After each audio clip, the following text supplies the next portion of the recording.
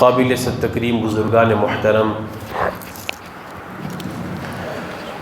اور یہاں تشریف لائے ہوئے میرے معزز باشعور ایمانی بھائیوں،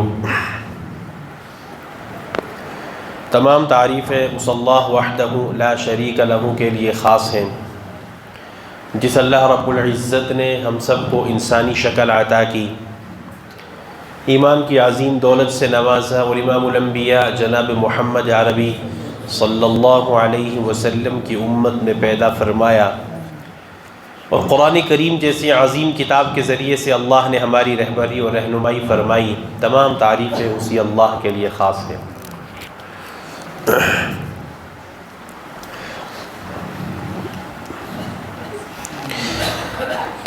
قرآن کریم میں اللہ تبارک و تعالی نے جن چیزوں کو کثرت سے بیان کیا ہے، جن مضامین کو، جن عنوان کو کثرت سے اللہ پاک نے بیان کیا ہے، بالفاظ دیگر دوسرے الفاظ میں یوں کہا جائے کہ قرآن کریم کا لب لباب، قرآن کریم کا مقصد، قرآن کریم کا اصل مضمون جو ہے وہ کیا ہے، تو اس میں سب سے پہلے نمبر پر سب سے پہلی چیز جو قرآن کریم ہم سب سے بلکہ رہتی دنیا تک کے انسانوں کو جس چیز کی دعوت دیتا ہے، قرآن کا سب سے اہم ترین مضمون اللہ کی توحید اور اس کی وحدانیت کو بیان کرنا ہے۔ قرآن کریم کا اصل مضمون، اگر یوں کہا جائے کہ قرآن کریم کے صفحے صفحے پر، آیت آیت میں بہت سی جگہوں پر صراحت کے ساتھ اور بہت سی جگہوں پر اشارات اور کنایات میں اللہ تبارک و تعالی نے جس چیز کو بیان کیا ہے اسے توحید کہتے ہیں، وحدانیت کہتے ہیں۔ اور یہ عقیدہ توحید ایک مومن کے لیے بنیاد کی حیثیت رکھتا ہے۔ ایک مومن کے لیے عقیدہ توحید بیس کی حیثیت رکھتا ہے کہ اگر اس عقیدہ توحید کے معاملے میں اگر یہ بیس اور یہ بنیاد آپ کی درست نہیں ہے تو اس کے اوپر تعمیر کی جانے والی عمارت، چاہے وہ بہترین نماز کی شکل میں ہو، چاہے وہ بہترین روزوں اور زکوٰۃ اور حج کی شکل میں ہو، بہت زیادہ صدقہ و خیرات کی شکل میں ہو، جتنے بھی نیک اعمال ہو سکتے ہیں، اللہ کے راستے کی نقل و حرکت ہو، راتوں کو اٹھ کے اللہ کے سامنے رو دھو کر کے اپنے ماتھے کے اوپر نشانات تک بھی اگر پڑ جائیں، تب بھی اگر عقیدہ توحید کے معاملے میں کوئی ذرہ بھر بھی کوتاہی پائی گئی، اللہ کے نزدیک کسی کا بھی کوئی عمل قبول نہیں۔ چونکہ یہ حج کے ایام اب شروع ہونے جا رہے ہیں، چونکہ حاجی جب حج کو جاتے ہیں اللہ تعالیٰ ہر ایک ایمان والے کو وہاں کا دیدار نصیب فرمائے، اللہ ہر ایک ایمان والے کی یہ خواہش پوری فرمائے، حرمین شریفین کی حاضری، اللہ کرے کہ سب کو حج نصیب ہو۔ اور کم سے کم اگر حج تو آج کل بہت مہنگا ہے، اللہ کرے کہ اتنے اسباب مہیا ہوں کہ سارے کم سے کم عمرے کی شکل میں تو حرمین شریفین کی زیارت کر ہی لیں، اللہ ہر ایک مومن کی یہ خواہش پوری فرمائے۔ تو میں حج کے عنوان پہ تو اس وقت کچھ نہیں مجھے کہنا ہے، لیکن حج کے خاکے کو ذہن میں رکھ کر کے عقیدہ توحید پر چند باتیں آپ سے کرنی ہیں۔ جو وہاں جا چکے ہیں، وہاں جا کر کے کعبۃ اللہ کا طواف کرتے ہوئے جو آوازیں لگائی جاتی ہیں، یا احرام باندھنے کے بعد حاجی کو یا معتمر کو جس چیز کا حکم دیا جاتا ہے کہ وہ کثرت سے اس کا ورد رکھے اپنی زبان پر، جسے تلبیہ کہتے ہیں، لبیک اللہم لبیک لبیک لا شریک لک لبیک۔ کبھی اس پر غور کرنا چاہیے کہ ایمان والے کو کہ ہم اللہ کے سامنے کس چیز کا اقرار کرتے ہیں۔ میری ان معروضات کو آپ ذرا غور سے سنیں گے، صرف 20 منٹ کا وقت ہے۔ اسی طریقے سے ہم جب کلمہ پڑھتے ہیں، کلمہ لا الہ الا اللہ محمد الرسول اللہ، یہ کلمے کے بول ہیں۔ اس میں اگر دیکھا جائے، تقسیم کیا جائے تو اس میں 3 جزو بنتے ہیں، ایک ہے لا الہ، دوسرا الا اللہ، اور پھر تیسرا محمد الرسول اللہ۔ یہ جو کلمے کے پہلے 2 جز ہیں، یہ سمجھانے کے اعتبار سے ہے تو یہ ایک ہی کلمہ ہے لا الہ الا اللہ، لیکن معنی کے اعتبار سے سمجھانے کے لیے میں آپ سے یوں کہہ رہا ہوں کہ لا الہ اور پھر الا اللہ ہے۔ اگر حقیقت میں دیکھا جائے اور بالکل یکسو ہو کر کے اگر دیکھا جائے اور فیصلہ کیا جائے، ابھی امت کے 90% طبقے کو لا الہ الا اللہ کا مطلب سمجھ میں نہیں آیا ہے۔ الا اللہ یاد رکھے بعد میں ہے، پہلے لا الہ ہے۔ اللہ کے علاوہ ہر چیز کی نفی کرنا یہ عقیدہ توحید کی بنیاد ہے۔ اللہ کے علاوہ ہر چیز کی نفی کرنا یہ ہمیں لا الہ نے سکھلایا ہے کہ جتنے بھی انبیاء کرام علیہم السلام دنیا میں تشریف لائے ہیں، جتنے بھی انبیاء کرام آدم علیہ السلام سے لے کر امام الانبیاء جناب محمد عربی صلی اللہ علیہ وسلم تک، ہر ایک نبی نے اپنے اپنے وقت میں سب سے زیادہ جس چیز کو امت کو اپنی وقت میں قوم کو دعوت دی اور سکھلایا وہ لا الہ الا اللہ تھا۔ الا اللہ بعد میں، پہلے لا کہ ہر چیز کی نفی کرو، اللہ کے علاوہ ہر چیز کی نفی کرو۔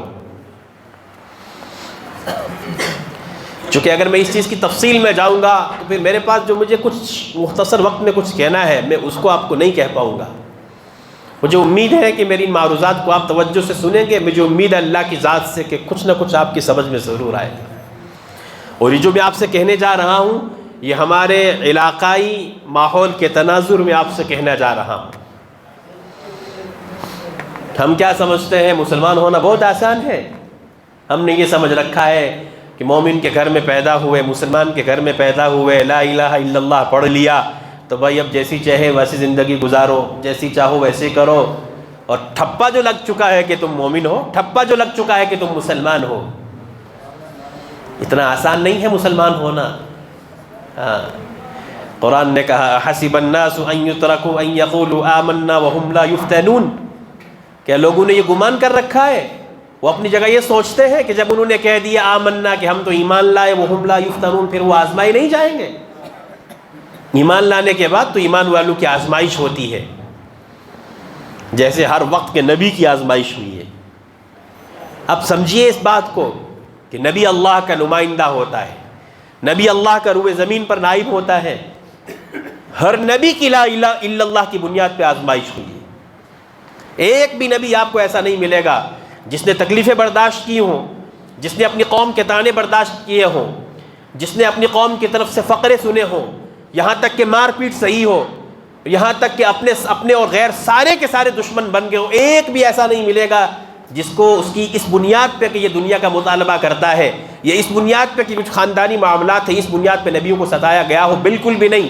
جس نبی کو بھی ستایا گیا لا الہ الا اللہ کی بنیاد پہ ستایا گیا۔ اور اللہ تبارک و تعالیٰ اتنے غیور ہیں کہ اللہ تبارک و تعالیٰ کو ہر چیز گوارا ہے۔ بڑے سے بڑے گناہ کو اللہ پاک گوارا کر سکتے ہیں، لیکن اگر توحید کی جو ضد ہے جسے شرک کہتے ہیں، اللہ تبارک و تعالیٰ کے ہے اس کی ذرہ بھر بھی گنجائش نہیں ہے۔ تم راتوں کو شب زندہ دار ہی کیوں نہ ہو، ایک پاؤں پہ کھڑے ہو کر کے اللہ کی رضا کے لیے مشقت کے ساتھ زندگی گزارنے والے کیوں نہ ہو کہ تمہاری پیشانی پر سجدے کی نشانات پڑ چکے ہوں، سجدوں کے نشانات پڑ چکے ہوں، تمہاری پیشانیاں سجود سے گر چکی ہوں، گھس چکی ہوں، اور تم دنیا والوں کے سامنے بطور مثال یہی کیوں نہ پیش کیے جاؤ عبادات کے اعتبار سے۔ لیکن اگر تمہارے یہاں ذرہ بھر بھی شرک کا کوئی شائبہ بھی پایا گیا، اللہ کو تمہارے کسی عمل کی کوئی ضرورت نہیں۔ اور یہ میں اپنی طرف سے نہیں کہہ رہا ہوں، یہ اللہ تبارک و تعالیٰ اپنے قرآن میں چند انبیاء کا ذکر کرنے کے بعد نبیوں سے مخاطب ہو کر کے فرما رہے ہیں۔ اب سوچئے ذرا، ہمارا ایمان ہے بلکہ امت کا متفقہ فیصلہ ہے، نبیوں سے شرک تو بہت دور کی بات نہیں، نبیوں سے تو گناہ کا تصور بھی ممکن نہیں ہے۔ نبی گناہ کا تصور بھی نہیں کر سکتا، چاہے جائے کہ وہ شرک کرے، لیکن آنے والے قیامت تک کے آنے والے لوگوں کو اللہ تبارک و تعالیٰ نے یہ پیغام دیا ہے اس قرآن کریم کی ان آیات کے ذریعے سے کہ یہ اتنی خطرناک چیز ہے، اے نبیوں یاد رکھنا، اگر بالفرض والمحال تمہارے اندر بھی کہیں یہ پایا گیا تو تمہارے سارے کے سارے اعمال ضائع کر دیے جائیں گے۔ 7واں پارہ ہے قرآن کریم کا، پون یہاں سے 7ویں پارے کا پون حصہ یہاں سے شروع ہوتا ہے۔ وَتِلْكَ حُجَّتُنَا آتَيْنَاهَا إِبْرَاهِيمَ عَلَىٰ قَوْمِهِ نَرْفَعُ دَرَجَاتٍ مَّن نَّشَاءُ۔ اس کے آگے قرآن کریم نے چند انبیاء کا ذکر کیا، وَوَهَبْنَا لَهُ إِسْحَاقَ وَيَعْقُوبَ، اس کے بعد وَإِسْمَاعِيلَ وَالْيَسَعَ وَيُونُسَ وَلُوطًا، چند انبیاء کا ذکر کرنے کے بعد کہ ہم نے ان انبیاء کو اپنے اپنے وقت میں نبی بنا کر کے بھیجا، لیکن قرآن کریم نے ان نبیوں کا ذکر کرنے کے بعد نیچے فرمایا وَلَوْ أَشْرَكُوا لَحَبِطَ عَنْهُمْ مَا كَانُوا يَعْمَلُونَ۔ اے نبیوں یاد رکھنا اس بات کو اچھے سے اپنے کانوں میں بٹھا لینا، اگر تمہاری ذات سے کہیں شرک کا شائبہ بھی پایا گیا لَحَبِطَ عَنْهُمْ مَا كَانُوا يَعْمَلُونَ، جو کام بھی تم دنیا میں کرتے رہے وہ سارے کے سارے ضائع کر دیے جائیں گے۔ تمہاری زندگی بھر کی نمازیں، زندگی بھر کی مشقتیں، زندگی بھر کے روزے، زندگی بھر کے اللہ کے راستے میں اگر جہاد کیا ہے تو وہ زندگی بھر بھوکے رہے اللہ کے لیے، وہ کعبۃ اللہ کا طواف کیا لاکھوں مرتبہ تو حجر اسود کے سامنے اپنی پیشانی جھکائی تو جو مرضی کر لیا تم نے، جتنا مرضی کر لیا، اگر یاد رکھنا ذرہ بھر بھی شرک پایا گیا سب کچھ ضائع کر دیا جائے گا۔ تو میں نے آپ کو پہلے بتا دیا کہ انبیاء سے تو ادنا سے گناہ کا تصور بھی نہیں ہو سکتا، چاہے جائے کہ کوئی نبی شرک کرے تو یہ بتلانا مجھے اور آپ کو تھا، اور قیامت تک کے آنے والے ہر ایک ایمان والے کو یہ بتلانا، ہر ایک دنیا والے کو یہ بتلانا ہے جو شرک کرے گا اللہ کے یہاں اس کی کوئی نہیں چلے گی، اللہ کے یہاں اس کی کوئی ویلیو نہیں ہے، اللہ کے یہاں اس کی کوئی عزت نہیں ہے۔ اللہ کے یہاں جو عقیدہ توحید کو خالص لے کر کے اللہ کے یہاں جائے گا، جس نے لا الہ الا اللہ کو حقیقت میں سمجھا ہوگا، کہ جس نے ایاک نعبد و ایاک نستعین نماز میں پڑھا اور پھر نماز پڑھنے کے بعد باہر کی زندگی میں بھی ایاک نعبد و ایاک نستعین پر حقیقی معنوں میں عمل کیا، اور جب بھی اس کو کوئی مصیبت اور پریشانی آئی، جب بھی اس پر حالات آئے، ہر ایک نبی کی طرح جب بھی پکارا تو صرف ایک اللہ کو پکارا، جب بھی حالات خوشی کے ہوں یا حالات غمی کے ہوں، اپنے ہو یا پرائے ہو، کسی بھی موقع پر جب بھی ایک ایمان والا پکارے تو صرف پکارے اللہ کو۔ جب تک ایک ایمان والے کے اندر یہ صفات پیدا نہیں ہوں گی، یاد رکھیے اس وقت تک ہم ڈاواڈول رہیں گے، ہم متزلزل رہیں گے، ہم دھوکے میں رہیں گے، اور اپنے آپ کو دھوکے میں رکھ کر کے یوں کہیں گے کہ ہم تو ایمان والے ہیں۔ بڑے افسوس کے ساتھ ایک بات آپ سے کہنے لگا ہوں اور ذمہ داری کے ساتھ کہنے لگا ہوں، اس امت کے اندر ایک بہت بڑی غلط فہمی یہ پھیلائی جا چکی ہے کہ امت محمدیہ شرک نہیں کر سکتی، یہ امت شرک نہیں کر سکتی، یہ غلط فہمی بہت تیزی کے ساتھ پھیلائی جا چکی ہے۔ اسی وجہ سے ہمارے علاقے میں بہت بڑا طبقہ ایسا ہے جو اللہ کے قرآن کو نہ سمجھ کر کے، نبی علیہ السلام کے فرمان کو نہ سمجھ کر کے، چونکہ وہ آباء و اجداد کا دین لے کر کے پیچھے سے چلے آ رہے ہیں، رسوم و رواج کے اندر مبتلا لوگ ہیں، اس لیے بس یوں سمجھتے ہیں، اور جب ان کو اللہ کا قرآن پڑھ کر کے سنایا جاتا ہے، اللہ کے قرآن کو سمجھانے کی کوشش کی جاتی ہے، تو سب سے پہلے یہ جواب سننے کو ملتا ہے، تو اس کا مطلب یہ ہوا کہ ہمارے آباء و اجداد غلط تھے، ہمارے باپ دادا غلط کرتے آئے ہیں۔ یاد رکھیں، اس کی کیا گارنٹی ہے کسی کے پاس کہ تمہارے آباء و اجداد نے جو کیا وہ صحیح تھا؟ اللہ کا قرآن ہمارے پاس نمونہ ہے، اللہ کا قرآن ہمارے پاس دلیل ہے۔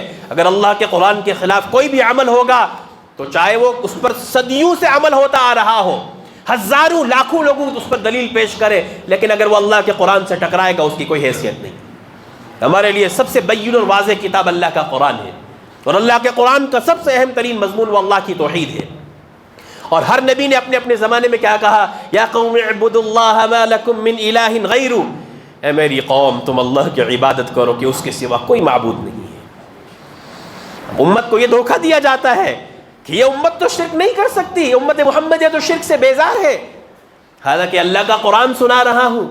سورہ یوسف ہے، سورہ یوسف کا آخری صفحہ ہے، اللہ تعالیٰ اس قرآن کریم میں سورہ یوسف کے آخر میں فرماتے ہیں وَمَا يُؤْمِنُ أَكْثَرُهُمْ بِاللَّهِ إِلَّا وَهُمْ مُشْرِكُونَ۔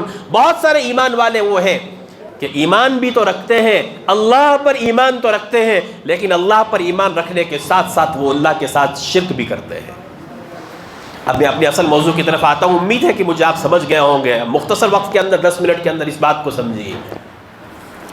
کفار مکہ اللہ کو مانتے تھے اور اللہ کی بنائی ہوئی مخلوق کا اقرار بھی کرتے تھے، اس لیے کہ اللہ کا قرآن نے وَلَئِن سَأَلْتَهُمْ مَن نَزَّلَ مِنَ السَّمَاءِ مَاءً، اور جب ان مکہ والوں سے پوچھا جاتا تھا من نزل من السماء ماء، کہ آسمان سے پانی کون برساتا ہے، آسمان سے بارش کون برساتا ہے، فَأَحْيَا بِهِ الْأَرْضَ بَعْدَ مَوْتِهَا، اور اس کے بعد پھر اس مردہ زمین کو اس بارش کے پانی سے زندہ کون کرتا ہے، تو مکہ کے مشرکین بھی یوں کہا کرتے تھے یقولن اللہ، کہ اس مردہ زمین کو زندہ کرنے والی ذات اللہ کی ہے۔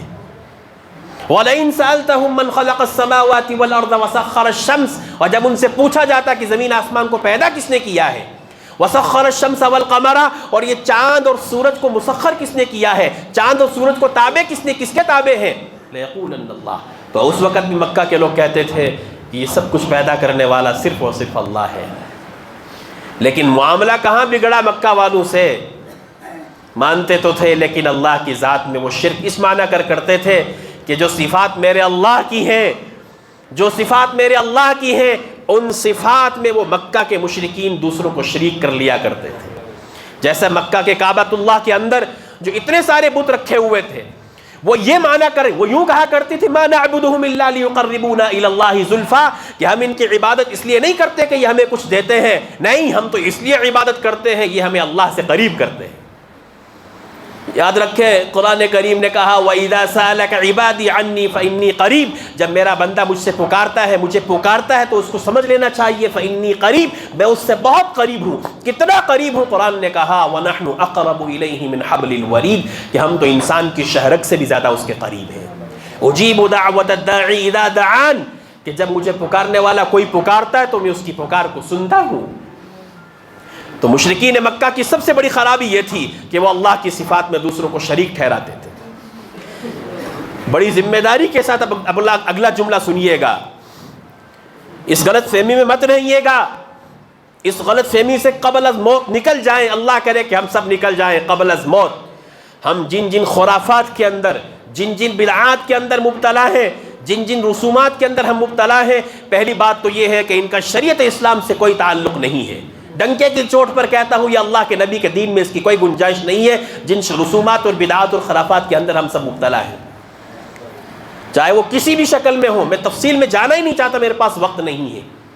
اللہ ہم سب کو معاف کرے۔ نبی علیہ الصلوۃ والسلام کے لائے ہوا دین جو کامل بھی ہے، مکمل بھی ہے، بلکہ اکمل بھی ہے، ہم اس کو اپنی طرف سے اس میں اضافہ کریں گے، ہم اس میں کمی یا بیشی کریں گے، اور پھر اللہ کے نبی کے سچے اور وفادار امتی بھی ٹھہریں گے، اور کل قیامت میں اللہ کے سامنے سرخرو بھی ہونا چاہیں گے۔ یاد رکھیں یہ دوگلاپن اللہ کے سامنے کامیاب نہیں ہونے دے گا۔ اللہ کے سامنے تو چلے گی تو صرف لا الہ الا اللہ پر حقیقی معنوں میں عمل پیرا ہونے والے کی چلے گی۔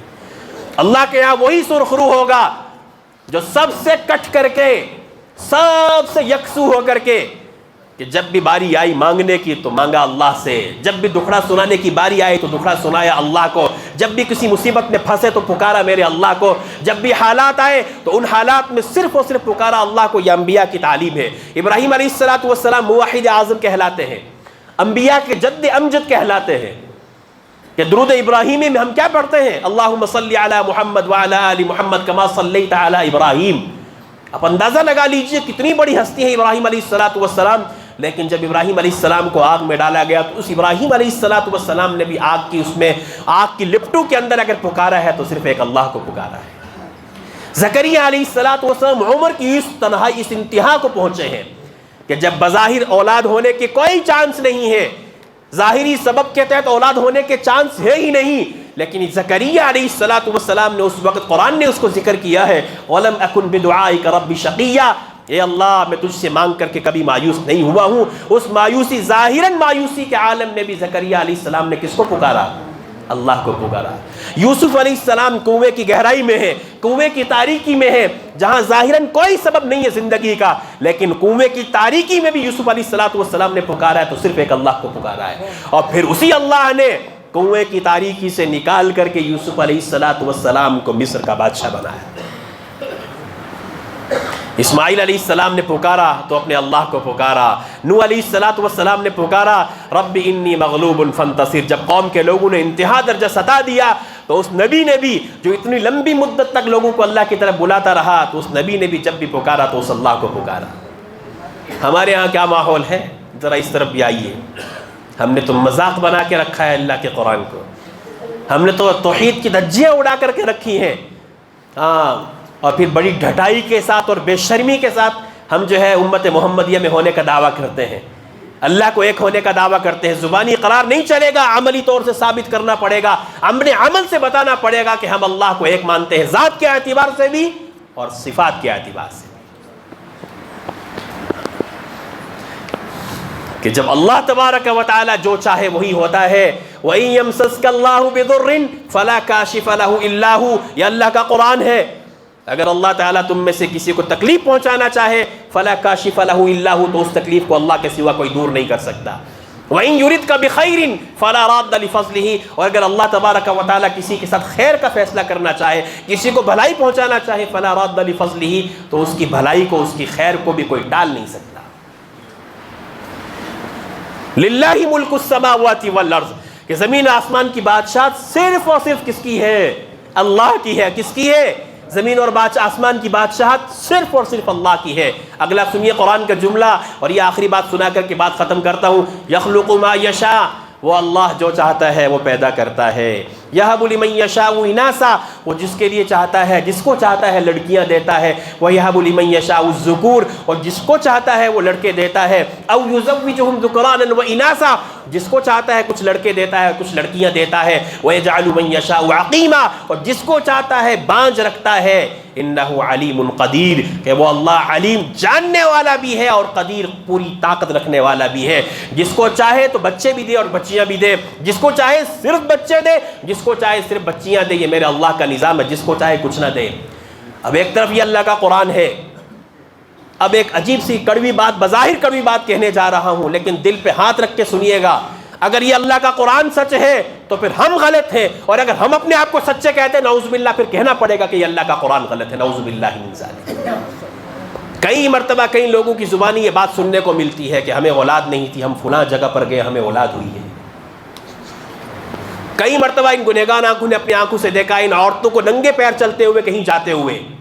باتیں کڑوی لگ جاتی ہیں، اشاروں میں آپ سے باتیں کہہ رہا ہوں میں.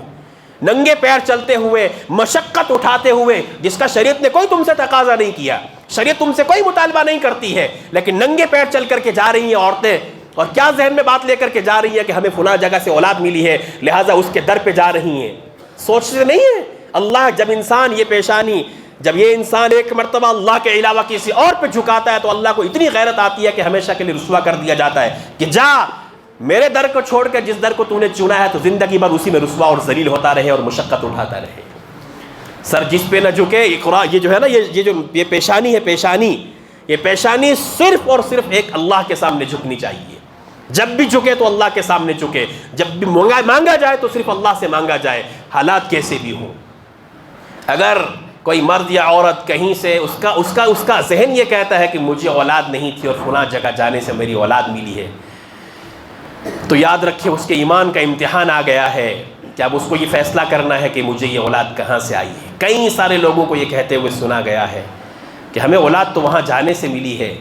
اب فیصلہ کر لیجئے، اگر وہاں جانے سے تمہیں یہ اولاد ملی ہے اور ان صاحب نے تمہیں یہ اولاد دی ہے جن کے تمہارے بارے میں تمہارا یہ گمان ہے، تمہارا یہ عقیدہ ہے، تو پھر قرآن نے جو یہ کہا یخلق ما یشاء، وہ جو چاہتا ہے وہ پیدا کرتا ہے.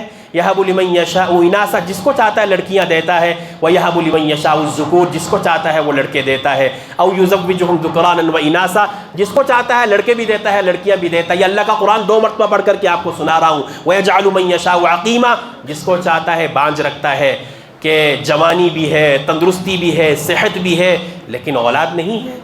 انہ علیم قدیر.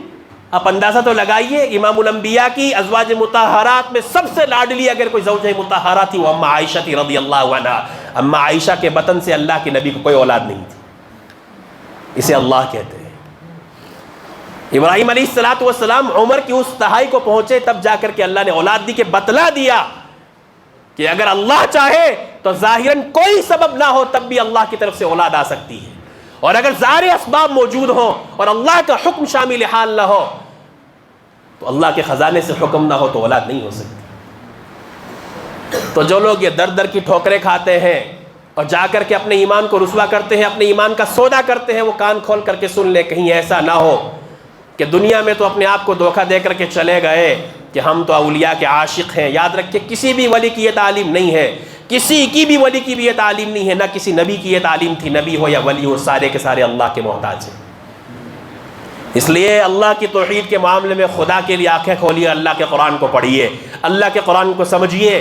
حضرت شاہ عطا اللہ بخاری رحمۃ اللہ علیہ جو اپنے وقت کے بہت بڑے امام گزرے ہیں، خاص کر خطابت کے اندر اور خاص کر کے ختم نبوت کے اندر اللہ پاک نے جو ان سے کام لیا وہ تاریخ کی کتابوں میں محفوظ پڑا ہے، اٹھا کر کے دیکھنا چاہیے. اللہ پاک نے بولنے کا ایسا ملکہ دیا تھا کہ عشاء کے بعد بسا اوقات بیان کرتے تھے تو فجر کی اذان ہو جاتی تھی. اللہ نے ایسا بولنے کا ملکہ دیا. ان کا یہ جملہ بڑا مشہور ہے، سب سن لیجئے کانوں سے۔ حضرت فرمایا کرتے تھے میرا یہ دعویٰ ہے اللہ کے قرآن کو سمجھ کے پڑھنے والا، اللہ کے قرآن سے خصوصی تعلق قائم کرنے والا، جس نے اللہ کے قرآن کو پڑھا، سمجھ کر کے پڑھا، ہو سکتا ہے وہ انسانی تقاضے پر شرابی بھی ہو سکتا ہے کہ وہ انسانی تقاضے پر کسی اور گناہ کے اندر بھی ملوث ہو، لیکن جس نے اللہ کے قرآن کو سمجھ کے پڑھ لیا وہ کبھی مشرک نہیں ہو سکتا۔ قرآن تو ہے ہی توحید بیان کرنے کے لیے، سب کی نفی کرنے کے لیے، سب کی نفی کرنے کے لیے۔ آخری بات، نہ عشق نبی کام آئے گا توحید کے بنا، نہ عشق صحابہ کام آئے گا توحید کے بنا، نہ عشق اہل بیت کام آئے گا توحید کے بنا، نہ عشق ولی کام آئے گا توحید کے بنا۔ ان تمام چیزوں کے لیے بنیاد توحید ہے۔ توحید اگر ہے تو پھر اللہ کے ہاں تمہارا عشق نبی بھی کام آئے گا، عشق صحابہ بھی کام آئے گا، عشق اہل بیت بھی کام آئے گا۔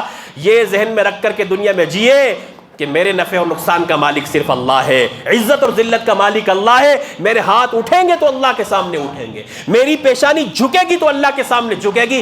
دنیا کا کوئی بڑے سے بڑا ولی ہو، کوئی بڑے سے بڑا قطب ابدال ہو، یہ پیشانی نہیں جھکے گی تو صرف ایک اللہ کے سامنے جھکے گی۔ دنیا والے ناراض ہوں گے، یقیناً ہوں گے، اور بہت سارے ہوتے بھی ہیں، اس لیے کہ یہ کڑوی باتیں ہیں۔ یہ توحید آسان چیز نہیں ہے۔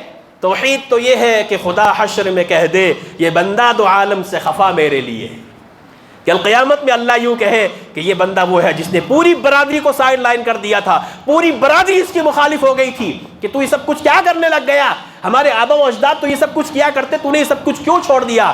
ہوتی رہے ناراض، کوئی مسئلہ نہیں ہے۔ توحید تو یہ ہے کہ خدا حشر میں کہہ دے یہ بندہ دو عالم سے خفا میرے لیے۔ اس لیے اللہ کے قرآن سے تعلق قائم کیجئے، توحید کو سمجھنے کی کوشش کیجئے، اور ان چکروں میں مت پڑیے خدا را کہیں ایسا نہ ہو اللہ کے سامنے کھڑے ہو دنیا سے تو مومن بن کے رخصت ہونے، بظاہر کہ دنیا سے تو ایمان والا رخصت ہوا ہے، لیکن شرک کی غلاظت اپنے ساتھ لے کر کے گیا، اور کل قیامت میں اللہ پاک یوں کہے تم تو فلاں فلاں جگہ پر ٹھوکریں مار کے آئے ہو، تم نے تو فلاں فلاں جگہ جا کر کے میری ذات میں شرک کیا تھا، تم ہٹ جاؤ یہاں سے، ہٹ جاؤ یہاں سے۔ اس وقت کی رسوائی بڑی خطرناک ہے، ذلت بڑی خطرناک ہے، اور ہمیشہ ہمیشہ ناکامی ہمارا سامنا کرے گی۔ اس لیے اللہ تبارک و تعالی ہم سب کو توحید کی اہمیت کو سمجھنے کی توفیق عطا فرمائے، توحید اور وحدانیت کو سمجھ کر کے زندگی گزارنے کی توفیق عطا فرمائے۔ توحید ہے تو معتبر ہے باقی سب کچھ، اور اگر توحید نہیں ہے تو پھر سب کچھ، چاہے لمبی نمازیں پڑھ لیں، صدقہ و خیرات کر لیں، کعبۃ اللہ کے ہزاروں طواف کر لیں، حجر اسود کو چوم لیں، جبل نور پہ چلے جائیں، اور صحابہ کے اور نبی کے اولیاء کے جس کی محبت کے دعوے کر لیں، اگر ہم توحید نہیں ہے اللہ کے ہاں کچھ بھی قبول نہیں ہے۔ اللہ ہم سب کو سچا اور پکا موحد بنائے۔